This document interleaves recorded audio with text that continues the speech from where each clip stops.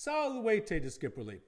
In this video, we will explore the relation between Latin and the invention of books as we know them. The invention of the book. The oldest example of possible writing is known as the Tartaria tablets found in Romania. They may date to 5500 BC. Oh, for crying out loud, you never end a sentence with a bird. You get it? It's a prescription from my doctor, but I can't understand his terrible handwriting. How's your novel coming along? Putting writing on tablets was a practical way to preserve information long term. This is an example of what you call cuneiform writing, which was used in Mesopotamia, the region of modern-day Iraq. Alphabet soup of ancient Egypt.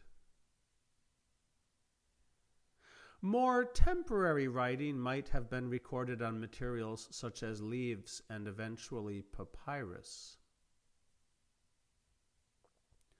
To-do list, invent smaller post-it notes.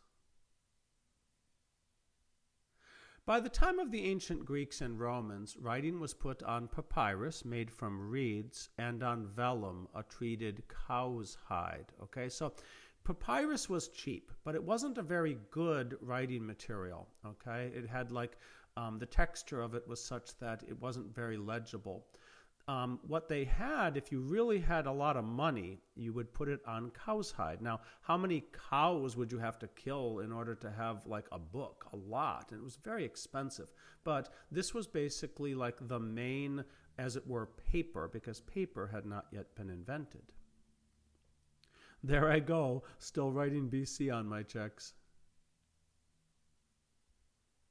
Books were in the form of scrolls, which a reader would unroll as they read from start to finish. Now, still today in a synagogue, the Torah, the 5 books of Moses, okay, they will be in a scroll form. And you have to unroll in order to read a section. Now, the thing is, if you wanted to read something that's at the end of the book, you would have to unroll the entire book, which is what made this kind of somewhat unwieldy. And it will be Julius Caesar himself who figures out a way to get around this problem. Scroll down a little.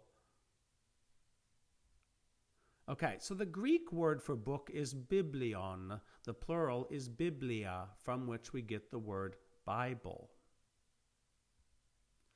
The Roman historian Suetonius says Julius Caesar was the first person to attach pages of writing into the form of a notebook. Okay, so the idea is rather than have everything in like a long scroll where you would have to unroll the scroll all the way to get to the end, Julius Caesar came up with the idea of instead having the individual pieces bound only on one side. You see, if they're bound on one side, you can flip through very quickly to the end.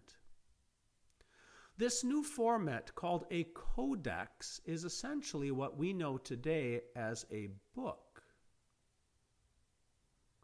Early Facebook. Great hunt, let's go eat. Hang on, I gotta post this on my wall. What made a codex more convenient than a scroll is the ability to quickly turn to different places without rolling and unrolling the whole thing. By the 500s, codices, that's the plural, had completely replaced scrolls in the ancient world. They replaced scrolls with the exception of like traditional societies such as like still having a Torah scroll in a synagogue. They replaced it because it's just simply a much better way to do business. Books are better than scrolls. The new papyrus bestseller just in. A good read. Get it? Because like papyrus is made from reeds.